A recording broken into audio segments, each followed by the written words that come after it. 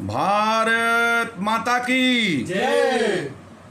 पीकर जिसकी लाल शिखाएं, उगल रही सौ लपट दिशाएं, जिनके सिंहनाद से सहमी धरती रही अभी तक डोल।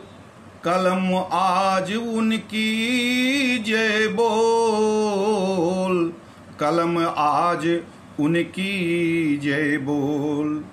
जो अगणित लघुदीप हमारे, तूफानों में एक किनारे, जल जला कर बुझे किसी दिन, मांगी नहीं अस्नेह मुँह खोल। कलम आज उनकी जय बोल। चढ़ गए जो बलि बेदी पर, लिए बिना गर्दन की मोल। कलम आज उनकी जय बोल। 74वीं वर्षगांठ और अमृत महोत्सव के रूप में स्वतंत्रता के 75वें दिवस पर हम अभिनंदन करते हैं। आप सभी को अनंत शुभकामनाएं देते हैं। हम श्रद्धा सुमन उन गुमनाम शहीदों के प्रति करते हैं जिनका नाम आज तक सामने नहीं आ पाया है। हम श्रद्धा सुमन उन गुमनाम माँ भारती के लाल को करते हैं, सेनानी लाल बाल पाल को करते हैं। हम नमन उन वैज्ञानिकों का करते हैं जो भारत के भाल को बढ़ाते हैं। इस कार्यक्रम से जुड़े सभी लोगों को स्वतंत्रता दिवस की 75वीं वर्षगांठ पर मैं शुभकामना देता हूं। अनंत कामनाएं हमारी हैं जिन इन लोगों के कार्यक्रम के जो आयोजक हैं, जयतु राष्ट्रम पर श्री अनुपम आलोक शुक्ल जी, वलिया से श्री अनुराग त्रिपाठी जी इत्यादि हमारे बहुत सारे लोग हैं जो हमसे जुड़ गए हैं, जिन लोगों की भावना थी। इसीलिए मैं कहता हूं कि थोड़ा सा सोचो, कौन सा भारत, कौन सी आज़ादी, इसके बारे में जब तक हम जानते नहीं रहेंगे। आज मैं एक इसका दूसरा पक्ष आपके सामने प्रस्तुत करूंगा, क्योंकि एक बार मुझे सोचना होगा। क्या सोचना होगा कि खोजो टीपू सुल्तान कहाँ सोए हैं, खोजो टीपू सुल्तान कहाँ सोए हैं, अशफाक और उस्मान कहाँ सोए हैं, अरे बम वाले वीर जवान कहाँ सोए हैं। झकझोरो झकझोरो महान सुप्तों को, टेरो चाणक्य और चंद्रगुप्तों को, विक्रमी तेजस के उद्याम प्रभा को, राणा प्रताप गोविंद शिवा और सरजा को, राणा प्रताप गोविंद शिवा और सरजा को।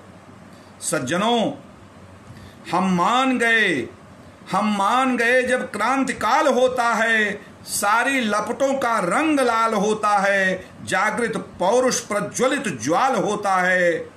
शूरत्व नहीं सूरत्व नहीं कोमल कराल होता है। इतने लोग बलवेदी पर चढ़ गए, आज उनके नमन की कहानी कहनी है।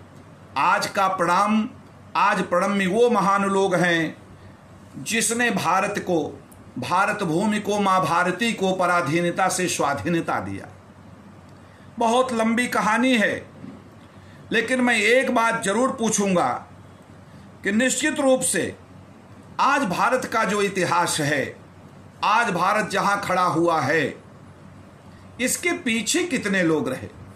विद्यालय बनता है, विद्यालय में आप पढ़ते हैं, कभी आपने विचार किया कि विद्यालय की दीवार बनाने वाली वो मजदूरनी जिसने अपने बच्चों को दूध न पिला करके उसके ईंटें गाड़े किए हैं, उसका नाम कहीं नहीं लिया जाता। सज्जनों, इस देश को ऐसे गुमनाम शहीदों ने पाला है। इसलिए मेरा मानना है कि मेरा जो आज का विषय होगा, यह इस पर विचार करना होगा। भारत, कौन भारत? वह भारत जहां विज्ञान का अंकुर फूटा है, वह भारत जहां ज्ञान की रश्मि संपूर्ण विश्व को प्रकाशित की है, वह भारत गायन्ति देवा किल गीत कानी, जहां देवता आने को तरसते हैं, वह भारत जो वसुधैव कुटुंबकम की नीति को दिया, वह भारत जो 0 अंतरिक्ष चिकित्सा और पाई का मान बताया, वह भारत जब दुनिया में लोगों ने चलना नहीं सीखा था, जब दुनिया के लोगों ने खाना नहीं सीखा था, तब महाभारत की रचना हुई। और व्यास ने तब लिखा था कृण्वन्ते विश्वमार्यम, संपूर्ण विश्व एक नीड़ है। सज्जनों, दुनिया का इतिहास पूछता रोम कहाँ है?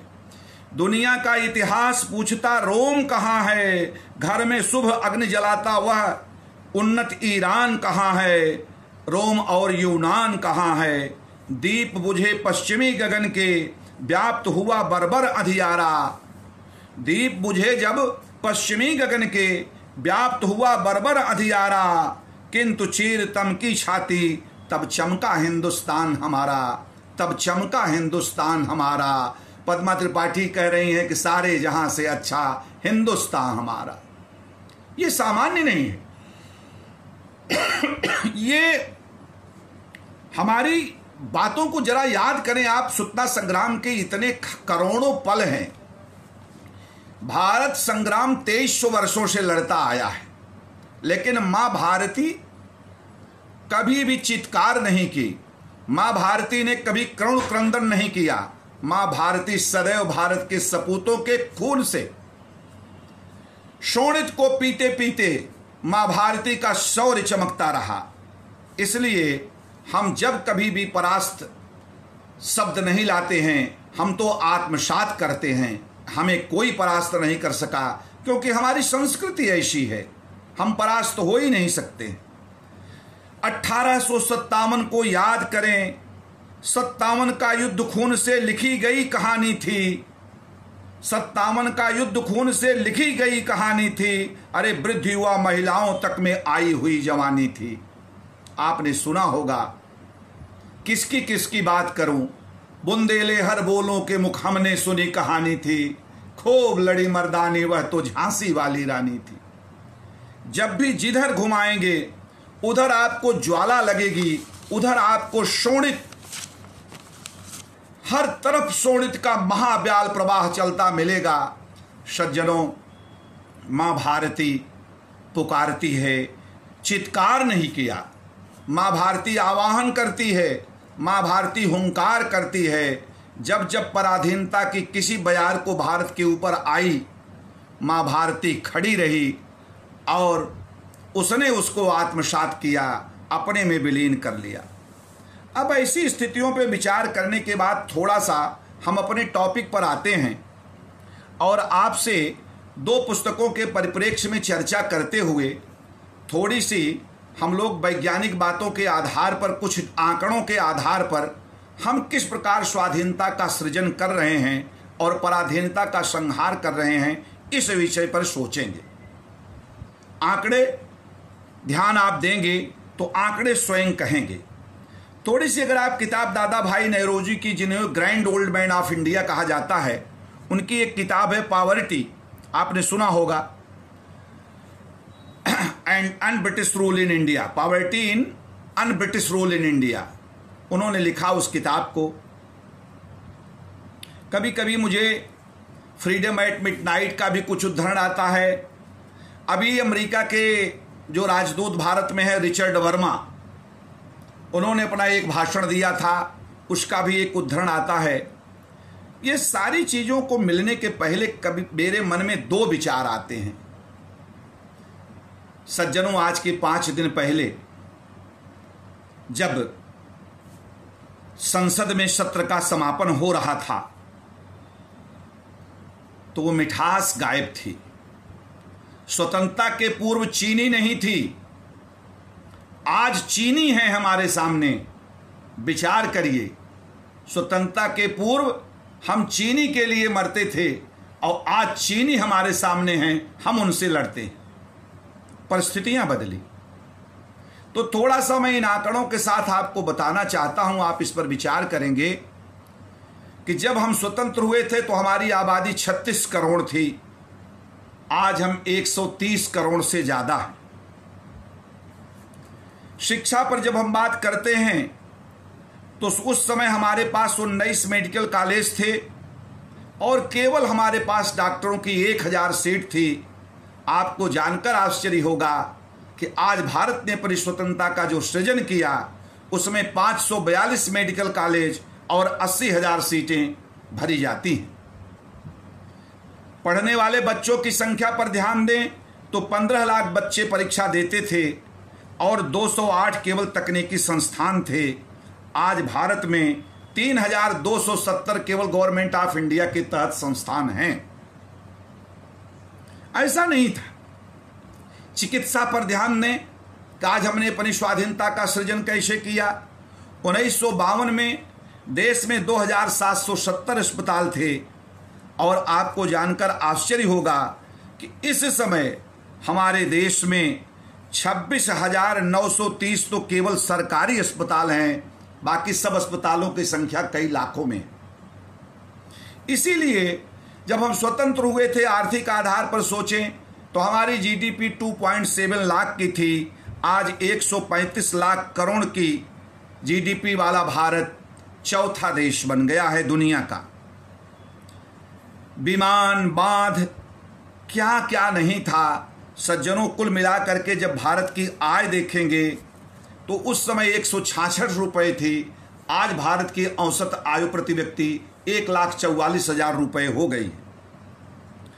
मैं कहना ये चाहता था, कोई डेटा मैं नहीं देना चाहता, मैं केवल इतना यह कहना चाहता हूं, हमारा जो विषय है कि भारत की अगर प्राचीनता को देखेंगे, मैं उस विषय पर नहीं जाऊंगा क्योंकि वह बड़ा विषय होगा। अगर उस विषय से मैं शुरू करूंगा तो एक जमाने में दुनिया की संपूर्ण जीडीपी जितनी थी, भारत की जीडीपी उसकी दुगुनी थी। अभी 1900 तक 16% जीडीपी वाला भारत देश था। इस पर मैं नहीं जाकर के केवल थोड़ी सी बातें आपको वैज्ञानिक बात करना चाहूंगा कि हमारा टोटल फर्टिलिटी रेट जो स्वतंत्रता के समय 5.9 था, वो टीएफआर आज हमारा 2.2 हो गया। हमने बहुत कुछ किया, हमारी उन्नति बहुत हुई। क्रायोजेनिक इंजन तकनीक लिया हमने पार्थ फाइंडर मंगल ग्रह पर छोड़े।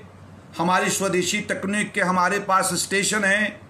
आज सब मिला जुला करके भारत दुनिया में बहुत कुछ बड़ा अपने को साबित करने के लिए हमेशा तैयार है। लेकिन क्या हम सब कुछ पा सके जो हमारी इच्छा थी? अभी स्वास्थ्य की जब मैं बात कर रहा था तो कभी कभी मैं सोचता हूं कि इन्फेंट मोर्टेलिटी रेट IMR जो है वो लंका का 6 है और आज भी भारत का 28 है। क्यों ऐसा हो रहा है? आज भी 40 करोड़ लोग गरीबी रेखा के नीचे हैं भारत में। इस यथार्थ को भी आपको अपनाना होगा। अभी हमारे राष्ट्रपति महामहिम कल बोल रहे थे, उन्होंने स्पष्ट कहा कि आकांक्षाओं की उड़ान की कोई सीमा नहीं होती है। हमारे भारतीय युवा आकांक्षाओं की उड़ान नहीं, उनकी यथार्थ उड़ान है। आकांक्षा तो उनकी उन्मुक्त गगन में उड़ जाने की है। हमको उनकी भावनाओं को देखना होगा। लेकिन कहीं न कहीं हम अपने उस सहज संस्कृत से दूर होते गए। कहीं न कहीं हमने कुछ खोया भी है। हम उस पर भी विचार करेंगे। विचारणीय प्रश्न इसलिए नहीं है, विचारणीय प्रश्न इसलिए है, उस पर जब तक हम विचार नहीं करेंगे तब तक हमको लगेगा कि हम सब कुछ पा लिए लेकिन बहुत कुछ खो दिए।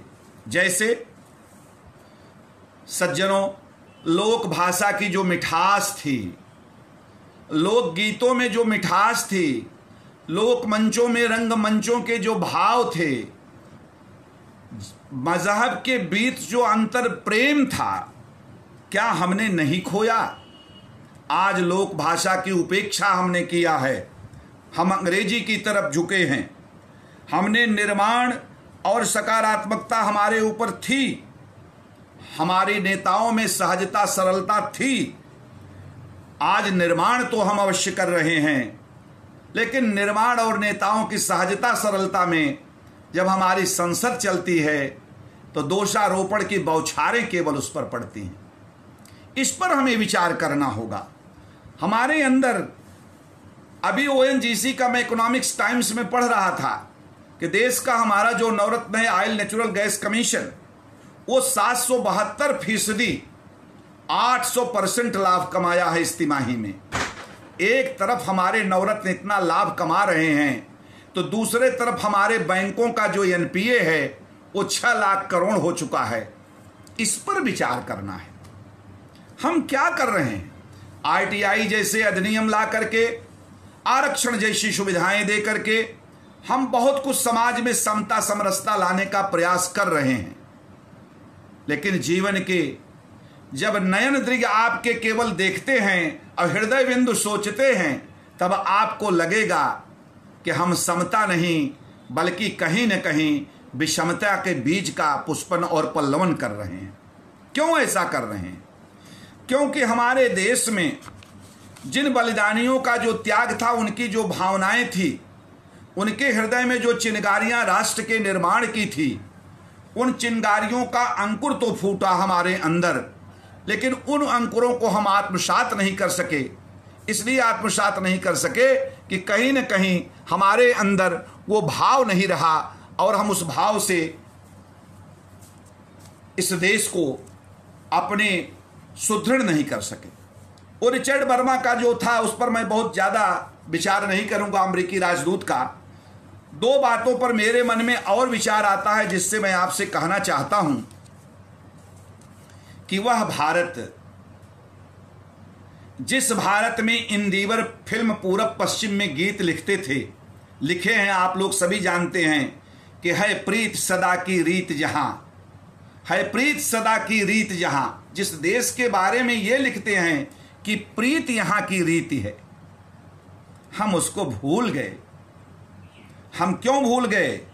क्यों? क्या हुआ? हमने भाईचारा, गरीबी, भय, भूख, शिक्षा, पर्यावरण, पानी, प्रकृति, यहां तक कि परिवार और परिवेश को भी हमने खंडित कर दिया है। सज्जनों, स्वाधीनता के सृजन के जो हमारे उन्माद थे, जो हमारे प्रवाह थे, जो हमारी अतृप्त इच्छाएं थी, उन इच्छाओं पर कुठाराघात हो गया है। क्योंकि जब परिवार और परिवेश जैसी संस्थाएं टूटती हैं तो निश्चित रूप से उनका बड़ा कष्ट होता है। हम भूल गए। आप एक गीत गाते हैं, आज बच्चों के कार्यक्रम में था, मैं वहां आते हुए जनपद मुख्यालय से, तो गीत गाया जाता था, जा रहा था, कदम कदम बढ़ाए जा, खुशी के गीत गाए जा। मैं जिंदगी, ये जिंदगी है कौम की, तू कौम पे लुटाए जा, खुशी के गीत गाए जा, कदम कदम बढ़ाए जा। अभी मैं इसके माध्यम से पूछूं कि इस गीत के रचयिता को भारत के इतिहास में, भारत के व्याख्यान शास्त्र और भारत के पुरस्कार श्रृंखला में कोई पुरस्कार दिया गया? क्या किसी रत्न से उन्हें संवारा गया? सज्जनों, शून्य उत्तर आएगा, क्योंकि हम उस पर ध्यान नहीं दिए। हमारे यहां हम उस पर भूल गए कि आदि वशिष्ठ सप्तऋषि जो इस गीत के लेखक थे, उनको किसी ने याद नहीं किया। अभी आप जब भी किसी सरकारी कार्यालय में, आज भी मैं था, सरकारी कार्यालय में आप जाइए और आप जनगण मन की जो बैंड की ध्वन सुनते हैं, INA के band master captain Ram Singh को कौन जानता है? सज्जनों, INA से लिया गया था हमारा जनगण मन और तिरंगा समिति गठित हुई थी, लेकिन राम सिंह को हमने भुला दिया। पुरस्कारों की श्रृंखला में हमारे हृदय से कोई चित्कार नहीं फूटी कि क्या ऐसे लोगों का भी सम्मान करना है। हमारे देश विभाजन की त्रासदी पर हमारे आदरणीय प्रधानमंत्री जी, कल उनको उस अपार पीड़ा का बोध हुआ, इसके पहले भी बोध होता रहा होगा, लेकिन कल उनसे जब रहा नहीं गया तो कल उन्होंने अपनी उस पीड़ा को दोहरा दिया कि ये पीड़ा उनके मन में पल रही थी। इसलिए कभी कभी हमें विचार करना होगा कि ऐसे लोगों के लिए मैंने क्या किया। हम महात्मा गांधी का नमन करते हैं, हम लाल बाल पाल का नमन करते हैं, हम तिलक का नमन करते हैं, लेकिन कभी आपने सोचा कि महादेव देसाई जो गांधी जी के साथ गांधी के जीवन के तन मन जीवन के समर्पित करते हुए उनको गांधी बना दिए, गांधी का जो रूप सामने आता था उसके पीछे अपने खून से सिंचित किए हुए महादेव देसाई का नाम किसी ने जाना? इसीलिए थोड़ा सा हमारे मन में प्रश्न आता है। क्या प्रश्न आता है?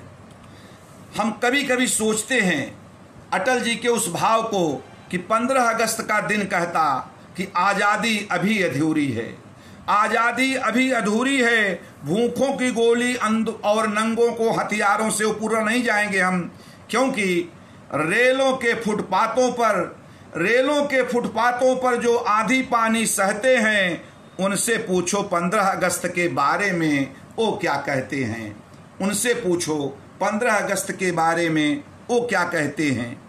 जब बच्चे भूख मिटाने को सड़कों पर बचपन खोते हैं, जब बच्चे भूख मिटाने को सड़कों पर बचपन खोते हैं, किस बात पे हम खुश होते हैं, किस बात पे जश्न मनाते हैं? देश का परचम बेच बेच कर पेट की आग बुझाते हैं। आज़ादी का मतलब क्या है, किसी बात पर हम इतराते हैं? आज़ादी का मतलब क्या है, किस बात पर हम इतराते हैं? सज्जनों, कहीं न कहीं सोचना होगा कि हमने आज़ादी को लिया, हमारे लोगों ने अपने जीवन को संहार दिया, हमारी वीर प्रशवनी धारा ने कितने वीरों की आहुति दिया, लेकिन हमने छोड़ा क्या?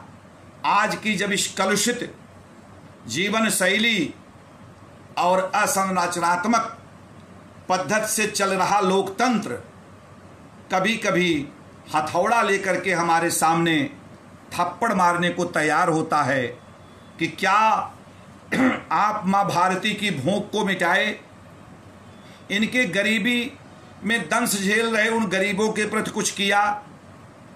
आज अशिक्षा के प्रति आप क्या कर रहे हैं? पर्यावरण के प्रति आप क्या कर रहे हैं? आप पानी किस प्रकार बचा रहे हैं? ये बहुत सारे प्रश्न जीवन में आते हैं। इन प्रश्नों का उत्तर तलाशना होगा। अगर इन प्रश्नों का उत्तर हम नहीं तलाश सके तो निश्चित रूप से हमसे पूछा जाएगा। हम पहले भी कहे थे कि हम मान गए जब क्रांतिकाल होता है, सारी लपटों का रंग लाल होता है, जागृत पौरुष प्रज्वलित ज्वाल होता है, सूरत तो नहीं कोमल कराल होता है। सज्जनों, लाल तो हुआ, सेना रोज लाल हो रही है, जम्मू कश्मीर में रोज हमारे जवान शहादत दे रहे हैं, लेकिन उनके शहादत की श्रद्धांजलि हम किस भाव से दे रहे हैं? हम अपनी स्वाधीनता का सृजन किस प्रकार कर रहे हैं? प्रश्न यह सोचना है, विचार इस पर करना है। अगर आप इस पर कुछ विचार नहीं कर सके तो यह स्वतंत्रता, यह अमृत महोत्सव, यह 74वीं वर्षगांठ और 75वां स्वतंत्रता दिवस का समारोह आपको किस प्रकार ले जाएगा? रविंद्रनाथ टैगोर का एक लेख निकला था कल ही परसों में, उसमें उन्होंने स्पष्ट कहा था स्वतंत्रता और स्वाधीनता के बारे में कि स्वतंत्रता का उत्कर्ष कभी भी स्वार्थ से नहीं होता है। स्वतंत्रता में जब तक प्रेम का सम्मिलन नहीं होता तब तक स्वतंत्रता नहीं होती। इसलिए उस प्रेम के सम्मिलन की तलाश करना है, बच्चों की किलकारियों की तलाश करना है। हम कहते हैं बच्चों से, ये देश है तुम्हारा, नेता तुम ही हो कल के, चलना संभल संभल के। हम नेता अगर बनाते हैं तो नैतिकता कहाँ से लाएंगे? हम नेता अगर बनाते हैं तो उनके अंदर जो प्रेम स्नेह का रस सूख रहा है उस रस को कैसे भिगाएंगे? हम नेता अगर बनाते हैं तो उनके अंदर मातृभूमि की धधकती ज्वाला जो है उसमें चिंगारी कैसे लगाएंगे? इसकी शिक्षा होनी चाहिए। किताबों की शिक्षा से इस पराधीनता के संहार और स्वाधीनता का सृजन नहीं हो सकता। हम तो पराधीन बने ही रह जाएंगे। किसी मामलों में हम स्वाधीन हो गए लेकिन कहीं न कहीं हमारी पराधीनता बनी रह गई। इस पर अगर हम विचार नहीं किए तो कहीं न कहीं हम अन्याय कर रहे हैं।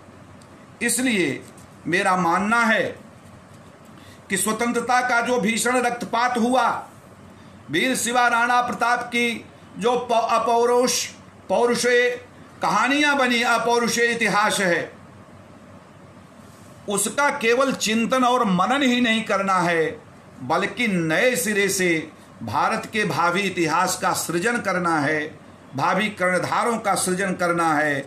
जब तक हम भावी कर्णधारों का नए सिरे से सृजन नहीं करेंगे, तब तक INA के बैंड मास्टर मुझे राम सिंह याद नहीं आएंगे, तब तक हमें वो बात याद नहीं आएगी। खुदीराम बोस से पूछा तुम बम बनाते हो, जज से कहा तुम्हें भी सिखाऊंगा बम बनाना, डरे नहीं। इनकलाब का नारा लगाते लगाते हमारे वीर शहीद फांसी पर झूल गए। इसलिए इस पर हमको विचार करना होगा। कुछ मुद्दे हैं जिस पर आप इस समय बात कर सकते हैं। अपनी बात को मैं समराइज करूंगा। क्या सक्षम भारत का नारा, हमारे देश का जो मूल नारा इस समय बना हुआ है, आपने उसके लिए कुछ किया? अगर आप उसके लिए कुछ करते हैं तब सच्ची स्वाधीनता, सच्ची आज़ादी है। आत्मनिर्भर भारत के मामले में आपने क्या अपनी आत्मनिर्भरता को स्वयं केंद्रित किया, या समाज के लिए, दीन दुखी निबलों बिकलों के लिए भी कुछ किया कि नहीं किया? सज्जनों, फर्टेनिटी लिबर्टी जिसकी बात अभी कल करी जा रही थी, तीनों जो हमारे संविधान की मूल भाव हैं, क्या वो केवल संविधान के शब्द बन करके और पुस्तकालयों की शोभा बढ़ाएंगे, या व्यवहारिक जीवन पर भी उनका कुछ असर पड़ेगा? हमारी नीतियां जब तक समावेशी नहीं होंगी, हमारी नीतियां जब तक जन जन की नीतियां नहीं होंगी, तब तक हमें स्वाधीनता का वो सृजन नहीं मिलेगा जिस सृजन का उद्देश्य रख करके हमारे अमर शहीदों ने बलिदान दिया था।